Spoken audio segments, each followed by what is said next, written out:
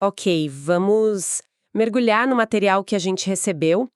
Por anos, né, o envio de dados ao Banco Central foi visto por muitas instituições como uma obrigação, quase um ritual burocrático no fim do mês. Exatamente. Mas algo mudou.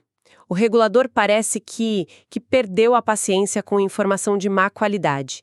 E a resposta veio na forma da Resolução Conjunta número 18, de novembro de 2025. Uhum. Isso não é só mais uma regra. É um recado bem direto para a alta gestão. A responsabilidade agora tem nome, sobrenome e CPF. Hoje, a gente vai destrinchar por que essa mudança aconteceu e o que ela significa na prática para quem comanda as cooperativas de crédito a partir de 2026. Exato. O que a gente está vendo é uma mudança de filosofia. O Banco Central está dizendo que a informação que ele recebe não é só um formulário a ser preenchido, sabe? É mais do que isso. É matéria-prima para a supervisão e para a estabilidade do sistema financeiro inteiro. Se a matéria-prima é ruim, a análise é falha e, bem, o risco sistêmico aumenta. Faz todo sentido. Essa resolução é o ponto final na era da responsabilidade diluída, onde um erro num relatório era um problema, sei lá, de um departamento específico. Agora não. Agora o problema vai parar direto na mesa do conselho e da diretoria. Certo. Então, o ponto de partida é a obrigatoriedade de criar uma política de qualidade das informações. Isso soa como algo que pode, muito facilmente, virar mais um documento para ficar na gaveta. O que impede que isso aconteça? Aí é que está a genialidade e também a dureza da norma. Ela não pede só o documento. Ela exige a criação de um ecossistema vivo em torno dele. Um ecossistema. Gostei disso. O artigo 2º da resolução lista uma série de dimensões de qualidade que essa política precisa garantir. E são essas dimensões que tiram a política do papel, sabe? E a colocam na operação do dia a dia. Duas delas, para mim, são a alma da mudança: acurácia e rastreabilidade. Vamos começar pela acurácia, então? À primeira vista parece óbvio. Os dados precisam estar corretos. Onde é que está a novidade? A novidade está na profundidade do conceito. No passado, a acurácia podia significar que os números do balancete batiam, a conta fechava e pronto. Certo. Agora, a acurácia significa que cada dado enviado ao Banco Central tem que ser um espelho perfeito da operação que originou na vida real. Pensa num contrato de crédito rural. Uhum. Não basta informar o valor e o prazo. A acurácia que se exige aqui quer dizer que a classificação de risco daquele produtor, a geolocalização da propriedade, a linha de crédito específica, tudo tem que corresponder exatamente ao que está no contrato assinado. Sem arredondamentos, sem interpretações. Entendi. É o fim do mais ou menos. O dado tem que ser uma fotografia exata do fato. E a outra dimensão que você citou, a rastreabilidade, isso me soa como uma trilha de auditoria. É, mas é muito mais do que isso. Pensa na rastreabilidade como o DNA digital de cada informação. O DNA digital? A resolução exige que a instituição seja capaz de, a qualquer momento, responder uma pergunta simples do fiscal do Banco Central. Me mostre de onde veio este número específico no seu relatório. E a cooperativa tem que ter a resposta na ponta da língua. Tem que ter um sistema que permita reconstruir todo o caminho daquele dado. Qual usuário inseriu, em qual sistema, em que dia e hora, quais validações automáticas ele sofreu, se houve alguma alteração manual e quem aprovou. Isso elimina completamente aquelas caixas pretas nos processos, né? Onde um número aparece num relatório final, mas ninguém sabe ao certo como ele foi calculado ou de onde ele veio. Exatamente. E isso nos leva direto ao que precisa estar pronto até 31 de dezembro de 2026. Porque criar esse nível de acurácia e rastreabilidade não é algo que se faz com uma atualização de software. É um projeto de transformação. Certo. Faltam um pouco mais de 18 meses. O prazo pode parecer longo, mas pelo que você descreve, o desafio é imenso. O que, na prática, uma cooperativa de crédito de médio porte precisa construir nesse tempo? O artigo 3º da resolução funciona quase como um mapa desse projeto. Ele fala em criar uma governança robusta.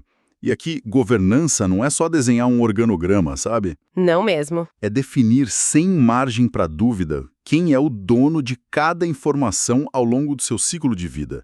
Quem é responsável por gerar o dado do novo cooperado? Quem valida os dados de uma operação de crédito? Quem consolida os relatórios? Essas perguntas precisam ter respostas claras e, mais importante, formalizadas. Isso por si só já é um desafio cultural em muitas organizações. Mas a resolução vai além. Ela fala em alocar recursos suficientes. Isso é o regulador dizendo, preparem o bolso, isso vai custar dinheiro. Sem a menor dúvida. E não é só dinheiro para comprar software. É investimento em pessoas qualificadas para gerir esses processos e principalmente em tecnologia. A era da planilha de Excel para controlar o envio de informações regulatórias, assim, acabou. Acabou. A norma fala em instrumentos de validação, detecção tempestiva de erros e ferramentas de tecnologia. Ela praticamente desenha a necessidade de sistemas integrados. E menciona algo chamado dicionário de dados. O que seria isso, exatamente? Pensa no dicionário de dados como o manual de instruções universal para todas as informações da cooperativa. É um catálogo centralizado que define cada campo, o que taxa de juros pós-fixada significa, qual o formato padrão para o CPF de um avalista, de qual sistema essa informação deve vir. Entendi. Qualquer pessoa, de um novo analista ao presidente, pode consultar e entender exatamente o que aquele número significa. Exato. É o fim da ambiguidade e daquela situação clássica onde cada área tem sua própria versão da verdade. Ok, então temos se redesenhar processos, definir donos para os dados, investir em tecnologia e criar um manual de instruções para tudo isso. Quais são os maiores obstáculos que você enxerga para uma cooperativa nesse caminho? Eu vejo 3 grandes barreiras. A primeira é a tecnologia legada. Muitas instituições cresceram com sistemas que não se conversam, os famosos sistemas Frankenstein, sabe? Sei bem como é. Onde a informação precisa ser extraída de um e digitada em outro. Isso gera um risco enorme de erro humano. Integrar ou substituir isso é um projeto complexo e caro. Com certeza. E a segunda? A segunda é a competência técnica. Não tem tantos profissionais no mercado que entendam profundamente de governança de dados, regulação do Bacen e tecnologia tudo ao mesmo tempo. E a terceira, que talvez seja a mais difícil de todas, é a resistência cultural. A cultura. Sempre ela. Mudar a mentalidade de que o envio de relatórios é uma tarefa de baixo valor para uma atividade estratégica de alto risco. Isso exige um esforço contínuo de comunicação e engajamento que tem que vir do topo. E essa questão do topo nos leva ao que parece ser o coração dessa resolução. Você diz que a era da responsabilidade diluída acabou.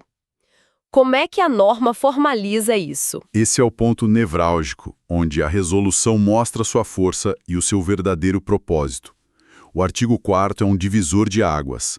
Ele atribui responsabilidades muito específicas e distintas para o Conselho de Administração e para a diretoria executiva. Não é mais a instituição é responsável. Agora pessoas e órgãos específicos são. Vamos detalhar isso. Qual é o papel do Conselho de Administração nessa nova realidade? O Conselho fica com a responsabilidade estratégica.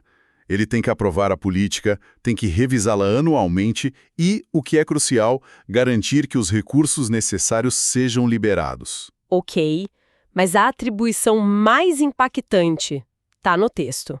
Promover a disseminação da cultura de qualidade da informação. Isso significa que o Conselho não pode mais ser um mero espectador. Ele tem que ser ativo. Tem que ativamente cobrar, questionar e garantir que a qualidade dos dados seja um valor real na cooperativa, e não só um slide bonito na apresentação da diretoria. Então, se o Conselho define a estratégia e provê os meios, a diretoria fica com a execução. O que a norma exige dela? Exige tudo. A diretoria está na linha de frente. Ela tem que implementar a política, garantir que os sistemas funcionem, que os testes de qualidade sejam feitos, que as dimensões como acurácia e rastreabilidade sejam cumpridas no dia a dia. E o artigo 5º adiciona uma camada extra de pressão. Que exige a indicação formal de um diretor específico que vai ser o ponto de contato e o responsável oficial perante o Banco Central por toda essa estrutura. A responsabilidade ganha um rosto. E é aqui que a gente chega ao ponto que você chamou de o golpe de mestre da regulação, o artigo 7º. Exatamente. O artigo 7º é curto, direto e brutalmente claro. Ele diz: as responsabilidades, atribuições e competências do Conselho de Administração e da diretoria não podem ser delegadas. Ok, vamos desempacotar o que isso significa na prática. O diretor responsável não pode simplesmente dizer que a culpa foi do gerente de contabilidade que preencheu o relatório errado. Não pode. A tarefa operacional de preencher o relatório pode e deve ser delegada, óbvio, mas a responsabilidade final, a assinatura que valida todo o processo, é do diretor. E essa responsabilidade é intransferível. Intransferível, essa é a palavra-chave. Se um erro grave for encontrado, o ofício do Banco Central não vai para o departamento, vai para a mesa daquele diretor. E as consequências são palpáveis. A gente está falando de multas pesadas aplicadas direto no CPF do diretor, processos administrativos que podem manchar uma carreira e, em casos extremos de negligência comprovada, a inabilitação para exercer cargos de gestão no sistema financeiro. Nossa! O risco saiu do CNPJ da instituição e foi para o CPF de quem a comanda. Isso é uma mudança sísmica. Então, um diretor pode ter o seu patrimônio pessoal em risco por causa de um processo que ele supervisiona, mas não executa diretamente. Isso não cria um risco de paralisia, um medo de aprovar qualquer coisa? Esse é um ponto excelente. E é exatamente a tensão que o regulador quer criar. Não é para gerar paralisia, mas para forçar um nível de diligência que talvez não existisse antes. Uhum. O diretor agora tem um incentivo pessoal e financeiro muito forte para fazer as perguntas difíceis. Perguntas como: nosso sistema tem trilhas de auditoria confiáveis? Quem testou a qualidade desses dados antes de me trazer para assinar? Qual foi o resultado dos testes? Me mostra o relatório de exceções. A assinatura dele deixa de ser um ato de confiança cega na equipe. Exato. E passa a ser um ato de validação de um processo robusto que ele ajudou a construir e que ele precisa monitorar. Eu lembro de ter conversado com um conselheiro que resumiu bem essa mudança. Ele disse: antes, se o Bacen apontava um erro, a gente perguntava para a diretoria: e aí, já corrigiram? Agora, a nossa pergunta tem que ser: diretoria, me prove que o nosso processo impede que esse erro aconteça de novo, porque o meu nome e o meu patrimônio também estão em jogo. Essa é a descrição perfeita. A percepção de risco mudou para todos na autogestão. É isso. A responsabilidade em cascata força a colaboração e a fiscalização mútua entre conselho e diretoria.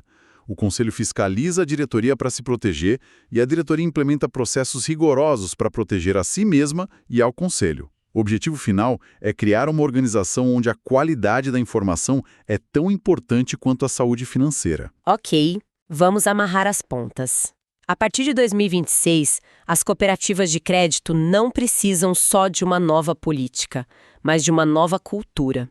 Uma cultura onde a qualidade dos dados é responsabilidade de todos, mas com uma cobrança pessoal e intransferível sobre a alta administração, com consequências reais para a carreira e para o patrimônio de quem assina os documentos. Exatamente. O recado do regulador é que a estabilidade do sistema depende da veracidade das informações que o alimentam. E a garantia dessa veracidade agora começa no topo, de forma inequívoca. Acabou o espaço para tratar o reporte regulatório como uma tarefa secundária, sabe? Feita às pressas no último dia do prazo. Isso nos deixa com uma reflexão final. Diante de tanto investimento e mudança de processos, como as instituições podem transformar essa obrigação regulatória em uma vantagem competitiva? Esse é o pulo do gato. Uma cooperativa que investe para ter dados de altíssima qualidade para atender ao Banco Central, de repente passa a ter dados de altíssima qualidade para si mesma. Certo. Ela usa isso internamente. Ela pode usar essa mesma base de informações confiável e rastreável para tomar decisões de negócio muito melhores. Pode precificar produtos com mais precisão, a gerenciar riscos de forma mais eficaz, entender o comportamento do seu cooperado com uma profundidade que não tinha antes e personalizar serviços. Faz sentido. A conformidade, nesse caso, pode ser o catalisador para uma gestão muito mais inteligente e baseada em dados. O que começa como um escudo para se proteger do regulador pode se tornar uma arma para competir melhor no mercado. É uma ótima perspectiva. E para as instituições que estão justamente navegando por essas mudanças complexas, a escolha de parceiros que entendam profundamente esse cenário se torna crucial. A Basic Line Sistemas, por exemplo, é uma empresa que acompanha esta e outras resoluções regulatórias quase em tempo real. Eles se dedicam a tomar todas as precauções para que as informações geradas por seus sistemas já nasçam com a qualidade e a rastreabilidade que a nova regulação exige, trazendo a segurança e a confiança que os dirigentes tanto precisam nesse novo ambiente.